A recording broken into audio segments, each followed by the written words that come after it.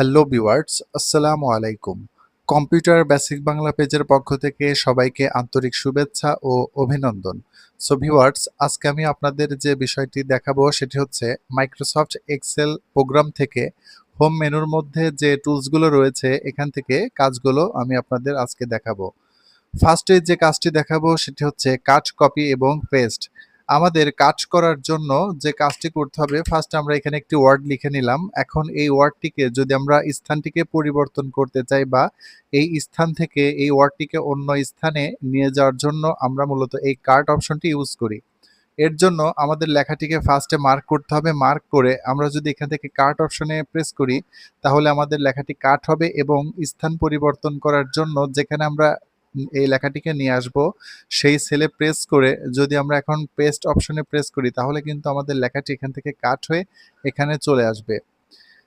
এবং আমাদের কাট করার যে শর্টকাট সেটি হচ্ছে কন্ট্রোল এক্স। আমরা যদি লেখাটিকে মার্ক করে কন্ট্রোল এক্স এ প্রেস করি লেখাটি আমাদের কাট হবে এবং আমরা যেখানে লেখাটিকে পেস্ট করতে চাই সেখানে মাউস পয়েন্টটি রেখে আমরা কন্ট্রোল ভিতে যদি পেস্ট করি তাহলে কিন্তু লেখাটি আমাদের কাট হয়ে পেস্ট হয়ে যাবে।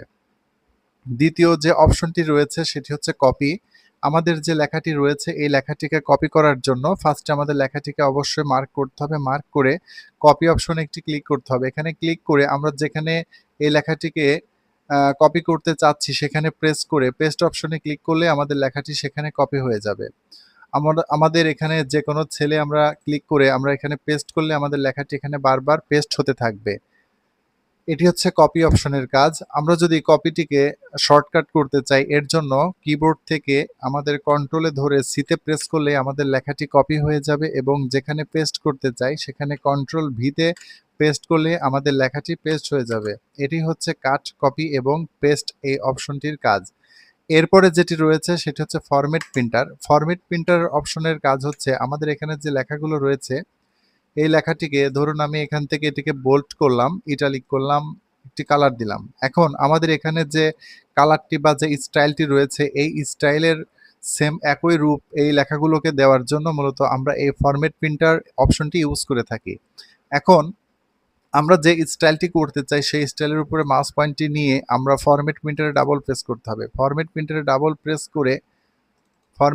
ডাবল প্রেস করলে আমাদের মাউস পয়েন্টটি এখন নিয়ে এসে আমরা যে লেখার উপরে এরকম ড্রাগ করব বা এরকম মার্ক করব সেই লেখাটি আমাদের সেই স্টাইলেই হয়ে যাবে। এটি হচ্ছে ফরম্যাট প্রিন্টারের কাজ। এবং আমরা যদি এই লেখাটিকে আমাদের এই রকম করতে চাই এর জন্য আমাদের এই লেখার উপর একটি প্রেস করে ফরম্যাট প্রিন্টারে ক্লিক করে এখন আমরা যদি এই লেখাগুলোকে মার্ক করি তাহলে কিন্তু আমাদের লেখাটি এই স্টাইলেই এখানে হয়ে যাবে। এটি হচ্ছে ফরম্যাট প্রিন্টার অপশনের কাজ।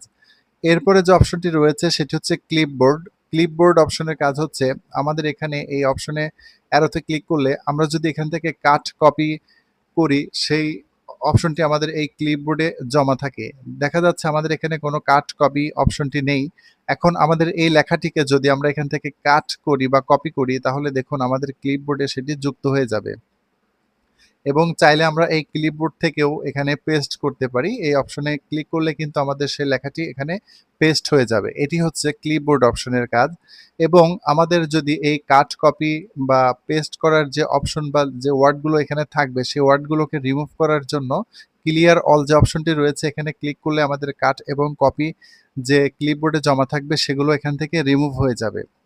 এবং পেস্ট অল অপশনে প্রেস করলে আমাদের এখানে যতগুলো কাট বা কপি থাকবে প্রত্যেকটি ওয়ার্ড বা প্রত্যেকটি শব্দই আমাদের এখানে পেস্ট হয়ে যাবে যদি আমরা পেস্ট অলে প্রেস করি।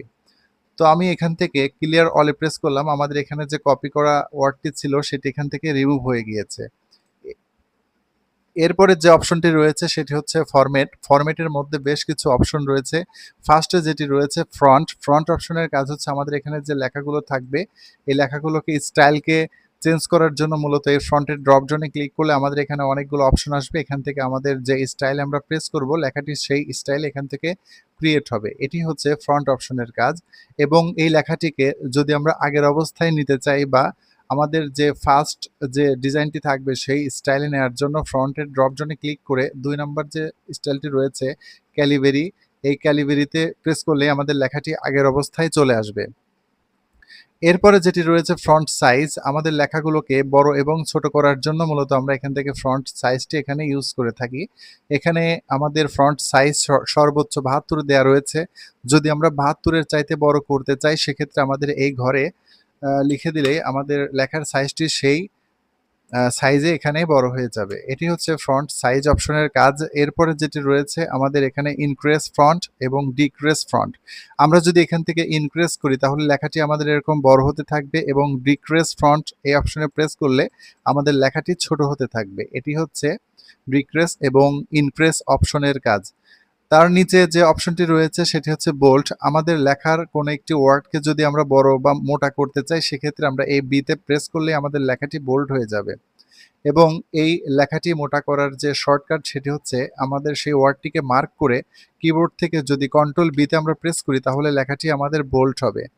এরপরে যেটি রয়েছে ইটালিক, আমাদের লেখাটিকে বাঁকা করার জন্য আইতে প্রেস করলে লেখাটি ইটালিক হয়ে যাবে এবং ইটালিকের শর্টকাট হচ্ছে কন্ট্রোল আই। কন্ট্রোল আইতে প্রেস করলে আমাদের লেখাটি এরকম বাঁকা হয়ে যাবে। এরপরের যে অপশনটি রয়েছে সেটি হচ্ছে আন্ডারলাইন। লেখার নিচে আন্ডারলাইন সেট করার জন্য আমরা এই ড্রপ জোনে প্রেস করলে আমাদের এখানে দুটি আন্ডারলাইন দেখা যাচ্ছে। এখান থেকে যেটি আমাদের প্রয়োজন সেটিতে প্রেস করলে আন্ডারলাইনটি এখানে ক্রিয়েট হয়ে যাবে এবং আন্ডারলাইন শর্টকাট ক্রিয়েট করার শর্টকাট হচ্ছে কন্ট্রোল ইউ। আমরা যদি কিবোর্ড থেকে কন্ট্রোল ইউতে প্রেস করি তাহলে কিন্তু শর্টকাটে আমাদের এখানে আন্ডারলাইন ক্রিয়েট হয়ে যাবে।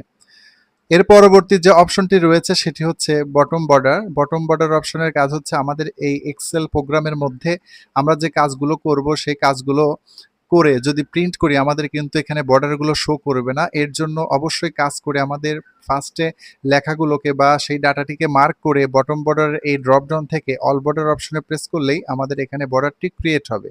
এটি হচ্ছে বটম বর্ডার অপশনের কাজ। এখান থেকে নো বর্ডার অপশনে ক্লিক করলে আমাদের বর্ডারটি উঠে যাবে। এখানে বেশ কিছু আরও বর্ডার অপশনের কাজ রয়েছে, এগুলো আপনারা দেখলে চেষ্টা করলে অবশ্যই পারবেন।